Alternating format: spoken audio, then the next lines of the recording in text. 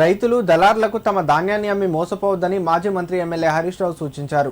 దేశంలో పప్పు దినుసుల ఉత్పత్తి సరిపడలేకపోవడంతో ఇతర దేశాల నుంచి దిగుమతి చేసుకుంటున్న పరిస్థితి ఉందని, కేంద్ర ప్రభుత్వం నూనె గింజలు, పప్పు దినుసుల ఉత్పత్తిని ప్రోత్సహించాల్సిన అవసరం ఉందన్నారు. రైతులు పంట మార్పిడి దిశగా ఆలోచించాలన్నారు. సిద్దిపేట జిల్లా కేంద్రంలోని వ్యవసాయ మార్కెట్ యార్డులో కందుల కొనుగోలు కేంద్రాన్ని మాజీ మంత్రి ఎమ్మెల్యే హరీష్ రావు ప్రారంభించారు. ఈ సందర్భంగా ఆయన మాట్లాడుతూ కేంద్ర రాష్ట్ర ప్రభుత్వాలు రైతులను మోసం చేస్తున్నాయని ఆరోపించారు. ప్రభుత్వాలు కావాలనే కృత్రిమ ఎరువుల కొరత సృష్టిస్తున్నాయని, 10 ఏళ్ల బీఆర్ఎస్ పాలనలో ఎప్పుడూ ఎరువుల కొరత లేదన్నారు. సబ్సిడీ తగ్గించాలనే ఉద్దేశంతో కేంద్ర ప్రభుత్వం ఎరువుల కొరత కల్పిస్తోందని ఆరోపించారు. వరి నాట్లు పూర్తయినప్పటికీ రైతు బంధు ఇంకా జమ కాలేదని ఆవేదన వ్యక్తం చేశారు. కేసీఆర్ హయాంలో కరోనా, నోట్ల రద్దు వంటి పరిస్థితుల్లో కూడా రైతు బంధు ఇచ్చారని గుర్తు చేశారు. పేరుకే రైతు భరోసా ఉందని, కానీ రైతులకు నిజమైన భరోసా లేదన్నారు. రైతు భరోసా ఎప్పుడు ఇస్తారో ప్రభుత్వం స్పష్టంగా చెప్పాలన్నారు. వానాకాలం రైతు భరోసా, సన్నవడ్ల బోనస్ ఇవ్వాలని బీఆర్ఎస్ డిమాండ్ చేస్తోందన్నారు. ప్రభుత్వానికి రైతుల సమస్యలు పట్టడం లేదని, సిట్లు, కేసులకే పరిమితమైందని విమర్శించారు. మెదక్ జిల్లాలో రైతులకు నీరు నిలిపివేసి బీరు కంపెనీకి నీళ్లిస్తున్నారని, ఎక్సైజ్ శాఖ కార్యదర్శి ఆదేశాలతోనే ఇది జరుగుతోందని ఆరోపించారు. కాంగ్రెస్ రైతుల ఉసురు పోసుకుంటుందన్న హరీష్ రావు, అకాల వర్షాలతో నష్టపోయిన పంటలకు ప్రభుత్వం తక్షణమే నష్టపరిహారం ఇవ్వాలని డిమాండ్ చేశారు. సిద్దిపేట మార్కెట్ యార్డ్లో కందుల కొనుగోలు కేంద్రాన్ని ప్రారంభించడం జరిగింది. కందులకు 8,000 రూపాయల మద్దతు ధరను కేంద్ర ప్రభుత్వం నిర్ణయించింది. మధ్య దళారులకు అమ్మి రైతులు నష్టపోవద్దని, రైతు సోదరులందరూ కూడా ఈ అవకాశాన్ని సద్వినియోగం చేసుకొని ఎంఎస్పిని పొందవలసిందిగా రైతులందరికీ విజ్ఞప్తి చేస్తూ ఉన్నాం. ముఖ్యంగా మన దేశంలో ఇప్పటికే పప్పు దినుసులు సరిపడా ఉత్పత్తి కాకపోవడం వల్ల ప్రతి సంవత్సరం విదేశాల నుంచి పప్పు దినుసులు మన దేశం దిగుమతి చేసుకుంటూ ఉంది. రైతు సోదరులందరూ కూడా మరి ఈ పప్పు దినుసులు, ఆయిల్ పంటలు లైక్ సన్ఫ్లవర్ కానీ, గ్రౌండ్ నట్ కానీ, ఆయిల్ పామ్ కానీ తదితర నూనె ఉత్పత్తి చేసే పంటలకు బాగా గిరాకీ ఉంది. అందుకే కేంద్ర ప్రభుత్వము, రాష్ట్ర ప్రభుత్వాలు ఈ పప్పు దినుసుల ఉత్పత్తిని ప్రోత్సహించాలని, నూనె గింజల ఉత్పత్తిని ప్రోత్సహించాలని రైతులకు మద్దతు ధర ఇచ్చి ఈ కొనుగోలు కేంద్రాలు ప్రారంభించడం జరుగుతూ ఉంది.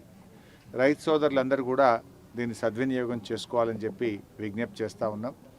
పంట మార్పిడి కూడా అవసరం. వరుసగా వరి పంట వేయడం వల్ల అప్పుడప్పుడు ఉత్పత్తి తగ్గుతూ ఉంది. అందువల్ల రైతు సోదరులు పంట మార్పిడి విధానాన్ని కూడా ఉపయోగించుకోవాలి.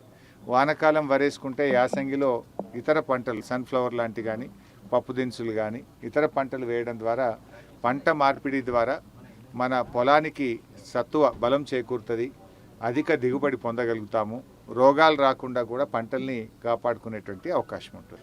ఇలా కేంద్ర రాష్ట్ర ప్రభుత్వాలు రైతుల్ని మోసగిస్తూ ఉన్నాయి. ముఖ్యంగా బీజేపీ ప్రభుత్వం నల్ల చట్టాలు తెచ్చి ఇలా రైతుల ఉసురు పోసుకుంటా ఉంది. రాష్ట్ర కేంద్ర ప్రభుత్వాల వైఫల్యం వల్ల ఇలా ఎరువులు సకాలంలో అందడం లేదు. కేసీఆర్ గారు ఉన్నంత కాలం ఏ రోజు కూడా ఎరువులకు ఇబ్బంది కాలేదు. కానీ కాంగ్రెస్ వచ్చింది, రైతులకు కష్టాలు తెచ్చింది.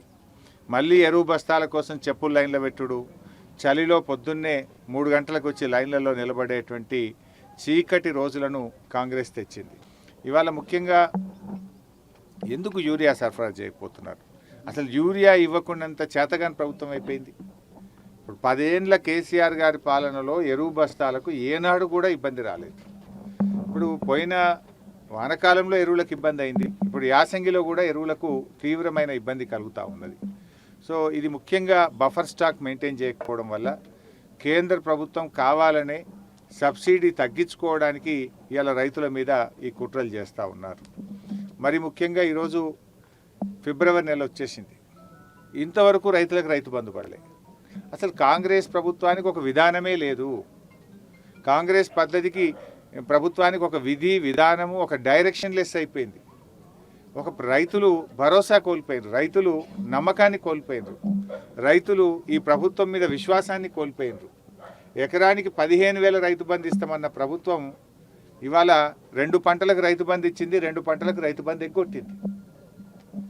ఒకసారేమో 3 ఎకరాల వరకే ఇచ్చిండ్రు, పై రైతులకు ఇవ్వనే లేదు. మరి ఇప్పుడు యాసంగికి అసలు ఉలుకు లేదు, పలుకు లేదు.